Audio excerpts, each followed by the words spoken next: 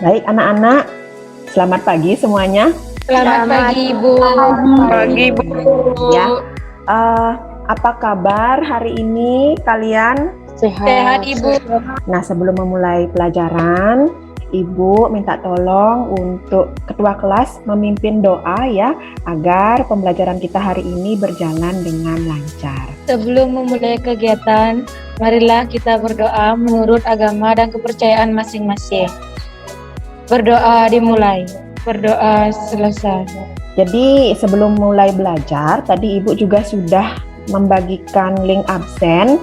Apakah sudah semua mengisi absennya? Ya, oke. Sip ya semua. Ibu juga ingin mengingatkan, jadi untuk perangkat HP-nya, kemudian jaringan internetnya, tolong dicari yang baik. Ya, yang masih ingat untuk pelajaran yang sebelumnya kita pelajari apa? Yang telah kita pelajari sebelumnya adalah materi komunikasi terapeutik dengan 4 tahap, yaitu pra-interaksi, tahap orientasi, tahap kerja, dan yang terakhir adalah tahap terminasi. Jadi di sini harapannya adalah kalian dapat menjelaskan apa itu informasi kesehatan, kemudian menentukan alat bantu apa saja yang bisa kalian pergunakan untuk memberikan informasi kesehatan, kemudian metode ya yang kalian pilih untuk memberikan pendidikan kesehatan tersebut. Nah, selain itu ya nanti selama kalian memberikan informasi kesehatan tersebut, kalian juga diharapkan mampu untuk merancang alat bantu, kemudian memberikan media informasi yang tepat agar pesan yang ingin kalian sampaikan itu tersampaikan dengan baik. Ya, kemudian mampu untuk menentukan alat bantu dan media yang akan digunakan untuk memberikan informasi dan pendidikan kesehatan tersebut. Kemudian yang berikutnya adalah menganalisis metode. Jadi metode apa yang bisa dipergunakan untuk memberikan informasi kesehatan. Ya, jadi seperti itu. Dan yang terakhir, bagaimana membuat rancangan, kemudian bagaimana kalian memberikan penyuluhan dan memberikan informasi kesehatan. Ya, jadi di sini manfaatnya ketika kalian memberikan informasi kesehatan, ketika kalian memberikan penyuluhan, harapannya adalah bisa untuk mengubah kebiasaan, bisa mengubah perilaku seseorang agar lebih memperhatikan kesehatannya dalam kehidupan sehari-hari. Oke, sudah. Nah, bisa kalian simak dengan baik gambar di atas. Ya, jadi pada gambar tersebut ada ibu-ibu, ada bapak-bapak, dan juga ada pesertanya. Ya, berdasarkan gambar itu bisa kalian lihat bahwa kegiatan apa yang terdapat pada gambar tersebut. Jawabannya adalah penyuluhan dan pemberian pendidikan kesehatan. Lantas, media yang digunakan pada kegiatan gambar di atas yaitu media cetak, dan metode pendidikan yang digunakan pada gambar di atas yang saya lihat itu ceramah, Ibu. Nah, di sini kira-kira tindakan apa yang seharusnya kita berikan atau kita lakukan agar tidak terjadi gambar 1 dan gambar 2. Berdasarkan gambar 1 yaitu gambar yang mencuci tangan dilakukan dan gambar 2 yaitu memakai masker yang salah. Tentu saja itu terjadi karena kurang pemahaman dari masyarakat. Jadi kita melakukan sosialisasi kepada masyarakat agar mengetahui bagaimana cara menggunakan masker dan mencuci tangan yang baik dan benar. Tadi sudah disampaikan bahwa memberikan sosialisasi boleh, benar, ya, memberikan penyuluhan, pendidikan kesehatan. Jadi itu sama, satu kesatuan.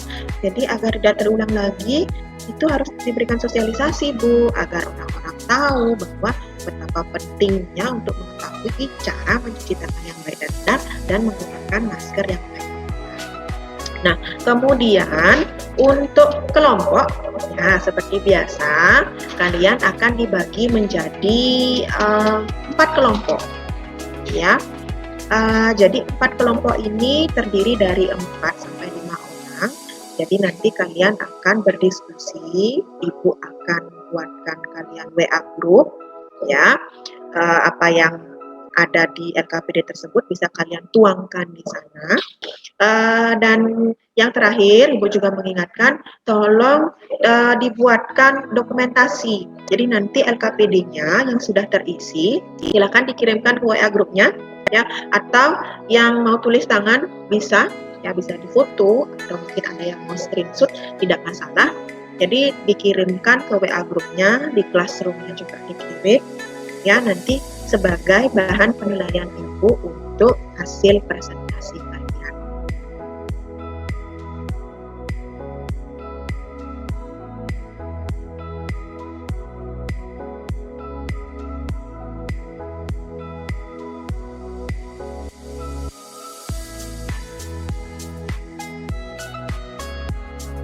Ya, terima kasih banyak. Oke, untuk mempersingkat waktu, silahkan untuk kelompok yang ingin presentasi, Ibu persilahkan dari kelompok mana dulu ini? Mulai dari 1 dulu, atau mulai dari 4 dulu? Boleh, silahkan yang mana saja. Mulai dari 4 dulu, Bu. Baik, terima kasih atas waktu yang diberikan kepada saya. Nah, sebelumnya, apa sih tujuan dari mencuci tangan itu? Jadi, tujuan dari mencuci tangan itu sendiri untuk menghindari kita terbebas dari berbagai macam penyakit dan menghindari kita dari berbagai macam infeksi. Terus bagaimana langkah-langkah cara mencuci tangan yang benar? Jadi, cara mencuci tangan yang benar itu ada 6 langkah. Yang pertama yaitu pastikan kita akan mencuci tangan pada air yang mengalir. Yang kedua, siapkan sabun untuk mencuci tangan. Dan yang terakhir, pastikan ada tisu atau lap yang akan digunakan untuk mengeringkan tangan yang sudah dicuci. Langsung saja saya akan ke langkah-langkahnya. Langkah yang pertama yaitu basahi tangan menggunakan air mengalir. Kemudian tuangkan sabun pada telapak tangan, seperti ini. Yang kedua yaitu gosok punggung tangan dan sela-sela jari secara bergantian, seperti ini. Yang ketiga, gosok kedua telapak tangan dan sela-sela jari, seperti ini. Dan yang keempat, gosok punggung jari kedua tangan dengan posisi tangan saling mengunci. Dan yang kelima adalah gosok ibu jari dengan diputar dalam genggaman tangan. Seperti ini. Cara bergantian. Dan yang terakhir, baru usapkan kuku dengan diputar di telapak tangan. Seperti ini. Cara bergantian. Setelah selesai membersihkan seluruh bagian tangan, kemudian bilas tangan kembali dan dikeringkan menggunakan tisu atau lap tangan. Baik Ibu, sekian cara mencuci tangan yang benar. Oke, kelompok 1 mau maju, silakan. Ya, kelompok yang lain tolong diperhatikan. Ya, silakan kelompok 1. Terima kasih Ibu atas waktunya. Di sini saya perwakilan dari kelompok 1 ingin mempraktekkan cara memakai masker yang dianjurkan yang baik dan benar. Masker yang dianjurkan yaitu masker 2 lapis yang bertujuan untuk mencegah kita tertular virus, apalagi pada masa pandemi seperti ini. Virus corona semakin meningkat, sebaiknya kita memakai masker 2 lapis. Yang lapis pertama adalah masker medis, dan lapis kedua adalah masker kain. Untuk masker yang dianjurkan WHO adalah 2 lapis yang bertujuan untuk mencegah kita tertular virus, apalagi pada masa pandemi seperti ini. Virus corona semakin meningkat, jadi sebaiknya kita memakai masker 2 lapis. Ya, baik. Untuk kelompok 1 sudah diwakilkan oleh Kak Krisna. Terima kasih banyak. Tepuk tangan dulu seperti biasa ya. Tadi Elis mau tanya, ya silahkan. Pada presentasi tadi, sebaiknya berapa lapis penggunaan masker yang dianjurkan? Apakah 2 atau bisa lebih? Terima kasih untuk waktunya. Saya ingin menjawab pertanyaan dari Elis. Untuk masker yang dianjurkan yaitu 2 lapis, yaitu masker medis dan masker kain. Untuk lebih daripada 2 lapis itu tidak dianjurkan dikarenakan dapat mengalami sesak nafas karena tidak ada udara masuk. Ya, apa sih pendidikan kesehatan itu?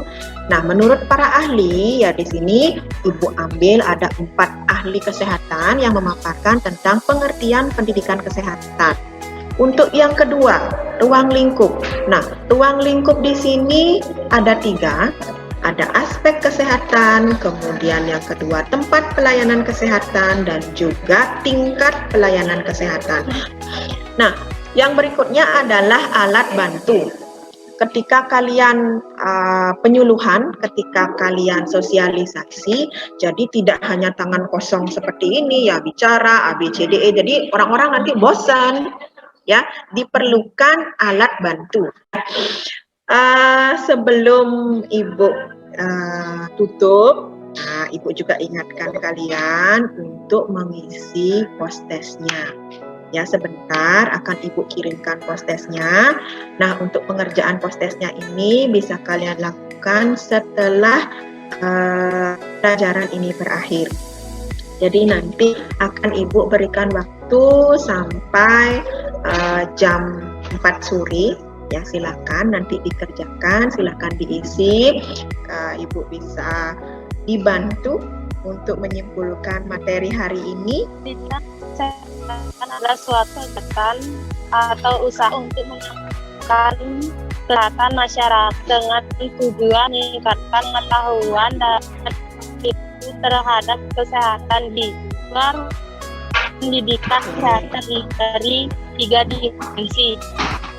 Dimensi kesehatan, bantu dengar, dan alat bantu lihat dan dengar.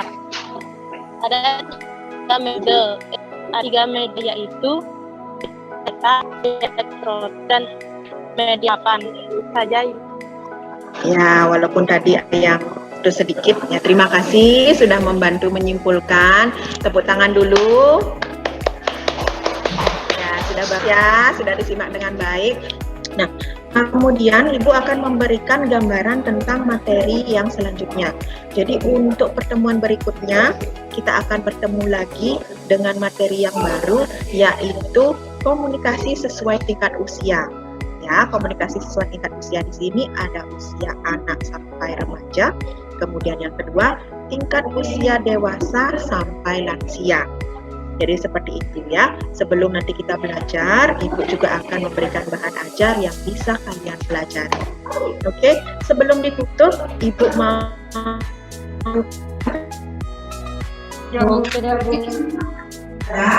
Tidak. Jadi kita memulai hari ini untuk mengakhiri pelajaran, kita juga tutup dengan doanya.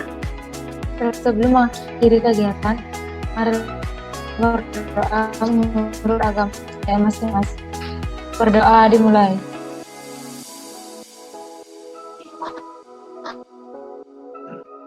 Berdoa selesai. Terima kasih Gek Krisna sudah membantu doa hari ini ya. Ibu tetap mengingatkan untuk selalu menjaga kesehatan dengan baik ya, baik fisik maupun mental. Jangan lupa belajar ya. Ingat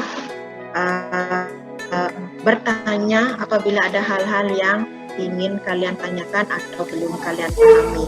Oke, jadi ada kekurangan selama ini ya. Jadi Ibu memberikan penguatan dalam kondisi apapun kalian, dalam dan semangat